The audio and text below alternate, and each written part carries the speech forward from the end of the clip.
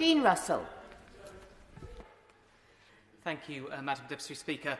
I wanted to bring this adjournment debate because of an issue which originated actually in my local constituency in a place called Woodmere Avenue, but has highlighted an issue which is actually more national around the use of Section 6 powers related to the Traffic Management Act 2004. I feel a bit odd, I have to say, Madam Deputy Speaker, because I've done a 10-minute rule bill today, so a bit like the Transport Minister, if you forgive the pun. Two buses have arrived at once today for me, so this is my second long speech, but I'll try not to keep it too long. But the reason why I wanted to bring this was three reasons. First of all, I would like to highlight the issues within my own constituency with Woodmere Avenue and the concerns that residents have had and why that's important. Secondly is around the use of Section 6, which I think could solve some of the issues in my local area, but also have highlighted issues more broadly. And then thirdly, around the importance, which I see as absolutely critical, about the use of and the power of local people to be able to have a control and a say in what happens to them in their local area. So to start off with Woodmere Avenue, if I may begin. The issue with Woodmere Avenue began for me when I was campaigning way before I was an MP. I'd been out with a local campaigner called Carly Bishop, who had petitioned and spoken to local residents about issues within this area. And to describe the situation, there is a width restriction that has been in Woodmere Avenue, in the Tudor ward in Watford, for decades. And it is known as a bit of a landmark, but not in a positive way. What happens is there's a massive bus route through the middle of the road, but on either side there are width restrictions for cars, which increasingly I hear people saying that they've scratched their car either recently or over the past few years.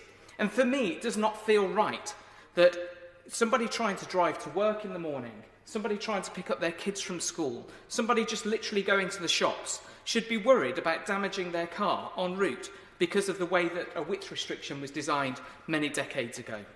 And the issue for me is about fairness.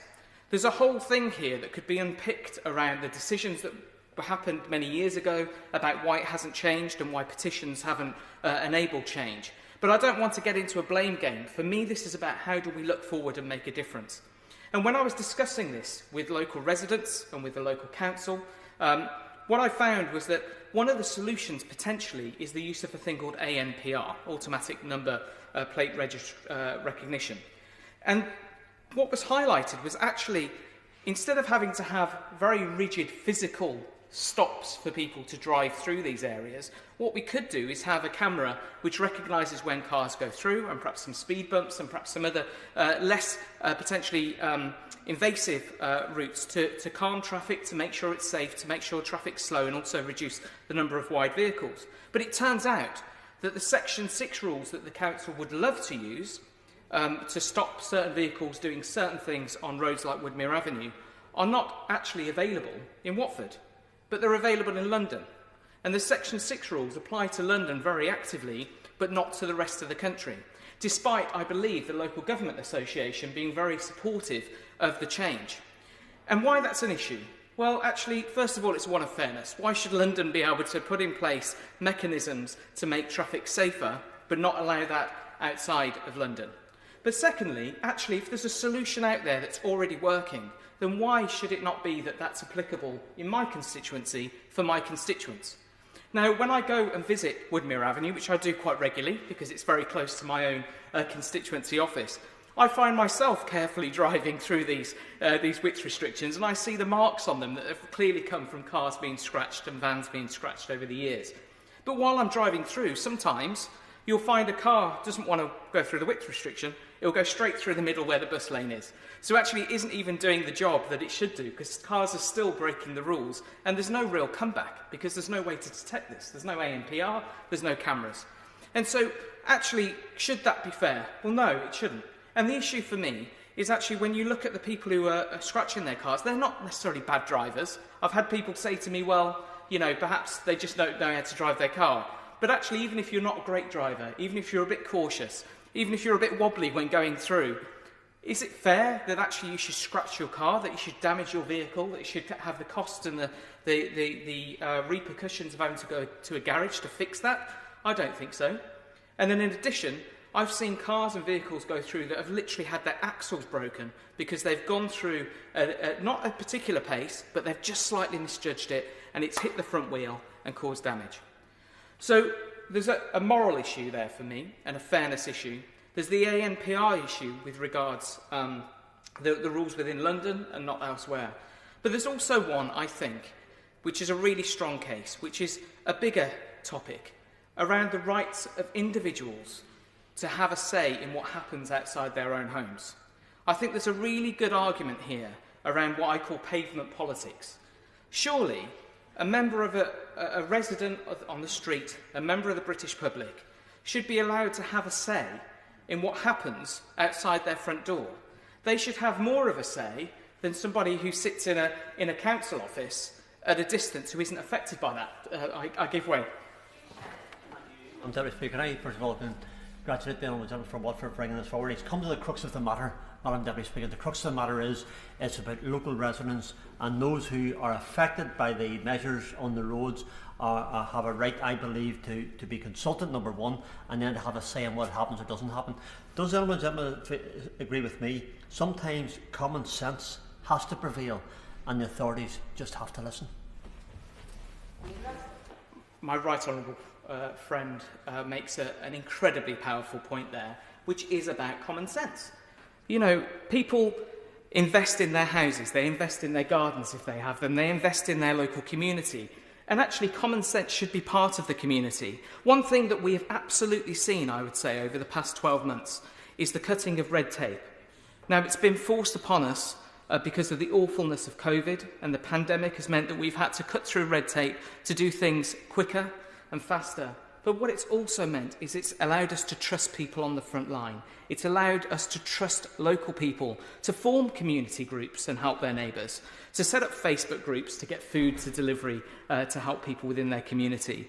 Why can't we also trust those people to have a stronger say in what happens on the road in front of their house? One of the conversations I had not so long ago when I was with someone from the Highways Department, the council and a local resident was a gentleman who lives just near the width restriction, making the point that he even had someone, as they went through the width restriction, it pinged their car, something had shot off and gone through the window of his car on his drive and caused damage there. That does not seem sensible. And people are living in these areas day in, day out. They're living with the repercussions of that day in, day out, yet they don't have more of a say than somebody who lives in another part of the county.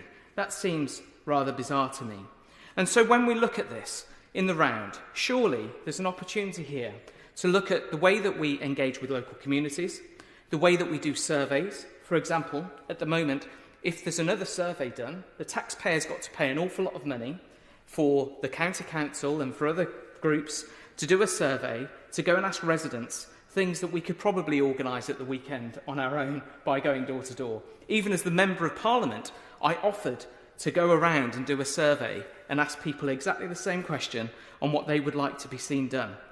But it's not possible because it has to be done through a very rigid, very bureaucratic, red tape-driven process to get those views. That does not seem right. And so all I'm asking to the Minister today is those 3 points. First of all, I would really appreciate further discussion around Woodmere Avenue and the opportunity to explore the issues there and see if there's any other ways that we could solve the issue for local residents in a way that keeps the road safe, that ensures that large vehicles aren't going down the road that shouldn't, that makes sure people don't speed down there, but does it in a way that doesn't risk people scratching their cars or causing large traffic jams because people are driving through so slowly. I would really appreciate time to look again at this section 6 and to identify what the reason is why we can't apply rules that can work in London but can't apply outside. And to be fair, Watford isn't that far from London, so even if it's a case of just expanding the rules slightly, I would appreciate it to solve this big issue. But actually, in a serious sense, why don't we look at this again? And I would really appreciate the time and the understanding of what that is and whether there is any plans for that. But thirdly, this much bigger point about local communities. I think this past year has shown that when we give people trust on the front line, when we embrace our communities, when we give them a voice, when we listen to them, common sense that my honourable friend made a point of is there. People know what the issues are in their local community. They usually know the solutions way before red tape and bureaucracy kicks in. And so I would really appreciate a view on whether we can start to ensure the local communities can have that say, what we would do from that, and also what the timeline might be for some of these solutions. So I'll end my speech there. Thank you, Madam Deputy Speaker, and thank you, Minister, for listening. Thank you very much.